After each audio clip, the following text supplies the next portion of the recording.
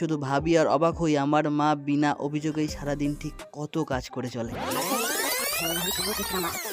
এই কাজটাই করলাম যেটা আমি প্রতিদিন সকালবেলা করি, সকালে ছাড়ার জন্য একটা ভিডিও এডিট করেই ঝটপট করে উঠে আমি বিছানাটা গুছিয়ে ফেলি। যদিও বিছানা করতে আর গুছাতে আমার ভীষণ কষ্ট হয়, তবে মা বাড়ি নেই, কিছু করারও নেই। তারপর ঘর থেকে বার করে ফেলি সেই সব বাসনপত্রগুলো যেটাতে কালকে রাত্রেবেলা আমি কুম্ভকর্ণের মতো গান্ডে পিণ্ডে খেয়েছি। তবে গান্ডে পিণ্ডে গিলতে আমার অতটা আনন্দ হয়নি যতটা কষ্ট সকালবেলা ওই বাসনগুলো ধুতে গিয়ে হয়েছে। তো তারপরে দিতে হলো ঘর ঝাঁট এবং তার পরপরই উঠোন ঝাঁটো। তারপরে জোগাড় করতে হলো তাদের জন্য খাবার যাদের আমার মা আমার থেকেও বেশি ভালোবাসে। তাই আর কিছু করি না করি এদের যত্ন নিতেই হবে, নইলে আমার মা আর আমার যত্ন নেবে না। তারপর সবশেষে করলাম একটু রান্নাও, না মানে মা তো বাড়ি নেই, তাই খাওয়ার জন্য তাকে হুকুমও করতে পারবো না, তাই নিজেই একটু রান্না করতে হলো। তো আমি সকাল থেকে এখন পর্যন্ত যেই কাজগুলো করলাম সেগুলো আমার মা সারাদিনে যা কাজ করে তার 0.0001%ও হবে না। তার মানে আমি শুধু ভাবি আর অবাক হই আমার মা বিনা অভিযোগেই সারাদিন ঠিক কত কাজ করে চলে।